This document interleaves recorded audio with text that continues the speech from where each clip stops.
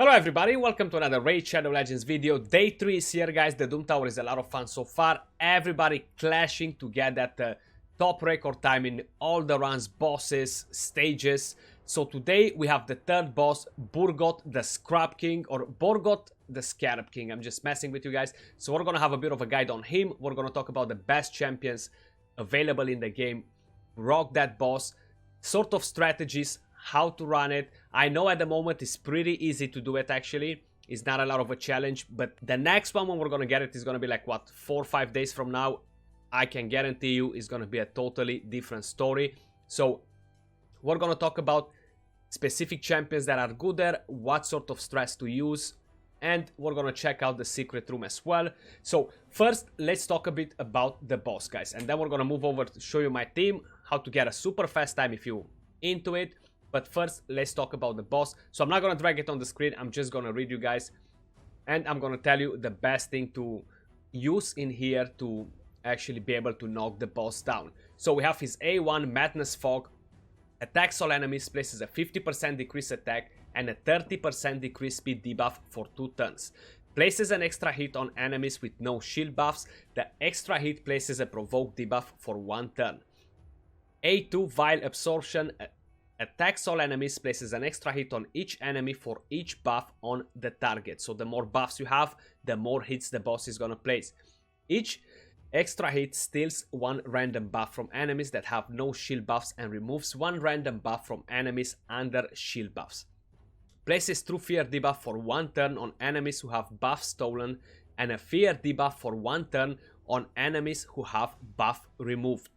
Spectral Horror, that's a passive, decreases the damage received according to how much Borgoth's max HP has been decreased. Damage received is decreased by 90% if Borgoth's max HP has been decreased less than 10%, 60% if his max HP has been decreased between 10 and 20%, 30% if his max HP has been decreased between 20 or 30%. Then we get to 0% if his max HP has been decreased more than 30%. His other passive counterattacks when attacked by enemy that has no shield buff. Then we have another passive, Almighty Immunity, immune to stun, freeze, sleep, provoke, block cooldown skills, fear, true fear, also immune to HP exchange effects, HP balance effects, and cooldown increasing effects. Like, he's immune to everything, guys. He doesn't need to go to the doctor like forever. So this boss, guys, he can be resisted, okay? So you don't have to worry so much about his A2 removing buffs, stealing buffs, etc., because he can be resisted. So if we're looking at the resistance, he's gonna have up to the high stages. Whenever he's gonna rotate up to stage 120, sorry, he's gonna have around 300 accuracy, if I remember it right, or around there. Pretty much the same sort of resistance. So if you're running around 350 resistance, you should be fine. You don't have to worry about it. So first, I'm gonna show you just a simple example. And if you guys remember how many times as I've told you on videos, no set of gear in the game is trash. Keep every god tier piece from every set, because you never know when they're gonna come in handy. And here they are. Destroy set comes on top of all the champions that decrease enemy max HP, because none of them can equal a set, for example. So Ethos is great there, but he's not as good. Like, if you have an enemy max HP hitter, put a destroy set on him. That's the way to make this boss work, especially towards the higher stages as well. Enemy max HP, a strong hit like a Septimus, a Cold Heart, those two are kind of the best because they do hit harder than Royal Guard, and you can get it down. If you're on a normal mode, Armiger, definitely go for it. He can do the job as well. Now, I'll show you a quick fight. Then we're gonna talk a bit shield champions and other bits like that. So let's go on the Doom Tower. So I'm gonna show you first that you cannot be resisted, okay? So I'm gonna... Actually, let's go with this team first. Okay, so this team got me 10 seconds, guys, okay? And it can get you the same. I have a shield set on a Draco here, just so the boss doesn't counterattack to hold me back. We decrease the thermometer from there. We have 1 enemy max HP, 2 enemy max HP, and we got a bit slowed down here for some reason. But still, it's 13 seconds. We got 10 seconds. So, how I said, shield set on him, destroy set on Septimus, Destroy set on a Cold Heart and a Savage set on the other one. Of course, Ethos is on Savage as well, so that runs pretty smooth. This is built specifically for this team to get a fast time, okay? Now, if is to run a different team, for example, so I'm gonna keep Septimus just because he's on a Destroy set, okay? I can't remember which Cold Heart I have on Destroy, so I'm gonna keep Septimus there. I'm not gonna keep that aura. I'm gonna bring her in, and I'm gonna bring somebody that gives me shield non-stop. Now, talking about champions that give shield, there are a few of them that are not great on it because they attack rather than proccing the shield directly. So I'm just trying to see here, do I have anyone leveled up that will give me shield directly without having to worry about it? So let's just see.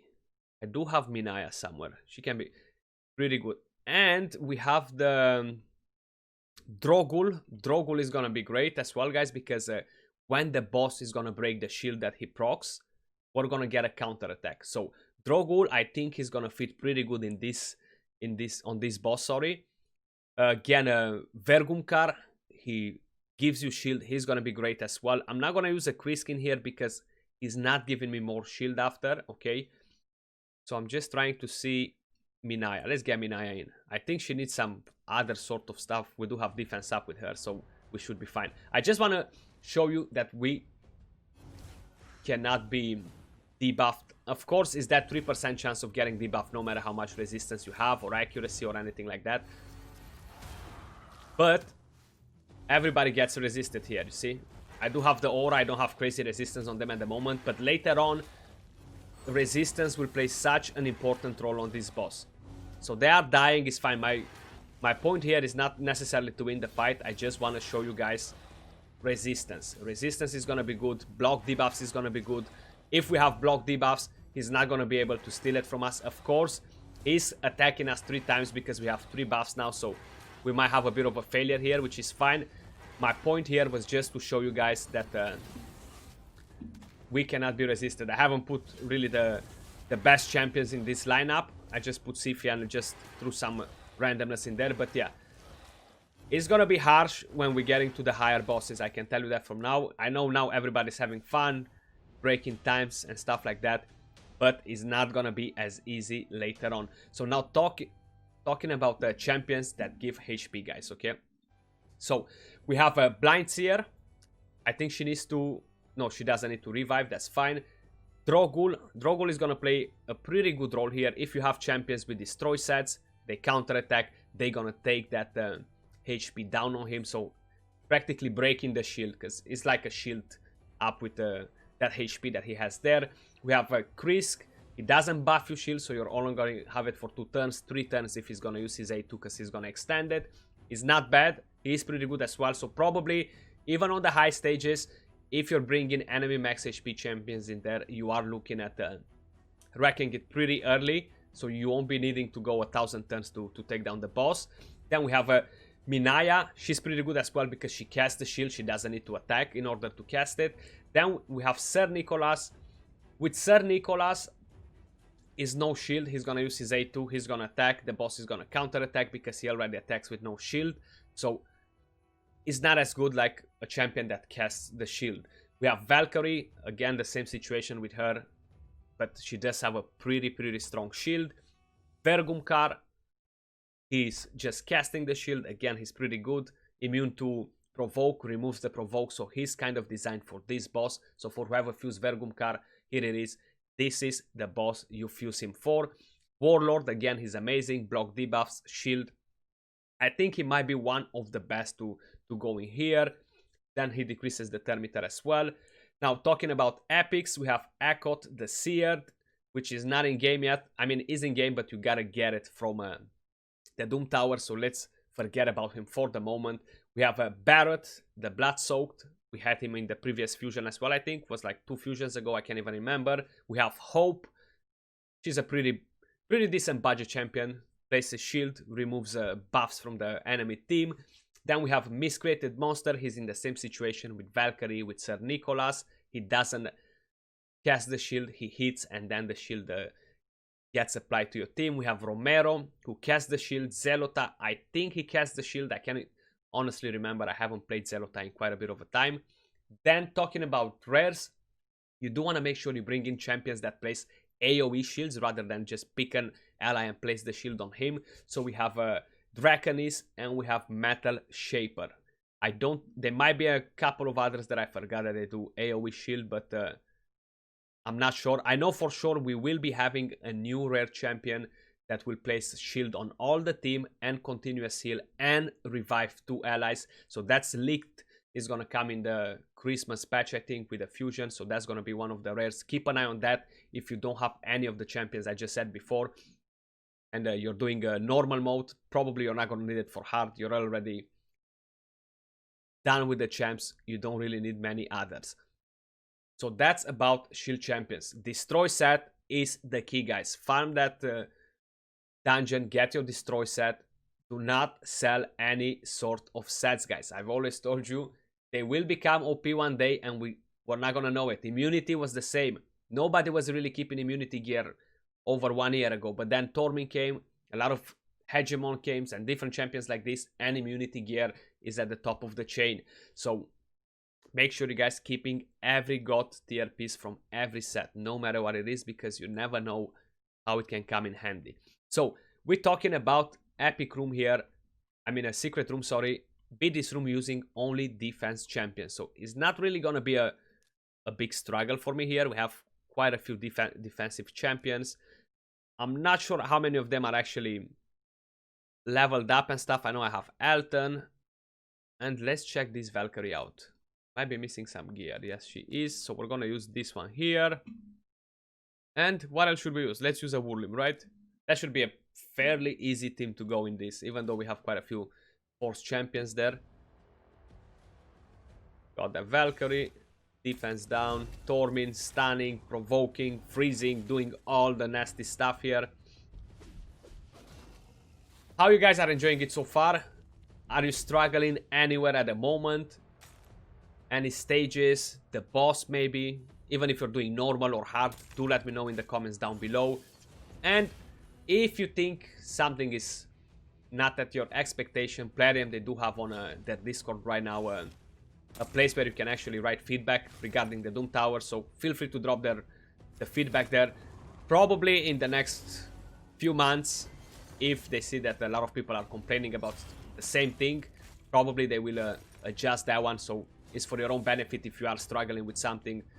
So far, I don't think many of you guys should be struggling. If you are struggling already, probably you're not prepared for it. You gotta do more grind, get some more champions leveled up, get better gear slowly, do those faction wars, and then slowly move towards the tower. I would expect quite a few of you guys to actually have some sort of issues that are not prepared for it. It's perfectly normal. A tower is usually for more endgame players. Like normal, I think is gonna be pretty doable for some of the mid-game to end-game players. So if you're not even there, don't expect to be able to complete the tower just yet. Grind that up. If you're not doing it this month, you'll be doing it next month or the month after. So it's not a loss, guys. The Doom Tower is here to stay. Now, unfortunately, I will have to drop the videos a bit late for the Doom Tower, guys. Daily, at least for the next few days, because I'm at work. I finish work pretty late, so the videos they'll be dropping around this sort of time. So bear with me for a few more days. I know it's gonna be a bit of a messed up schedule, but do pay attention. They will be dropping a bit later than usual. So that's the secret room, guys. I haven't bothered to do any sort of crazy times here because it's not really needed. We got 3 more fragments here, so we're on 9 fragments so far. We got 2 more keys, so we can actually go back to the boss and keep on farming the boss. So, how I said, if you want to do a fast team, you just gotta play it a bit smart. Ethos is the fastest here. I have Draco after the fastest to land that defense down and weaken here. And then I have the champions with destroy sets, and I have my last one on Savage to actually come and wreck the boss. Let me know so far which one is your favorite boss, which one gave you the biggest struggle out of all of them, guys. That was all for this video though. Appreciate you all guys watching, and I will see you all soon on another video. Till then, peace out.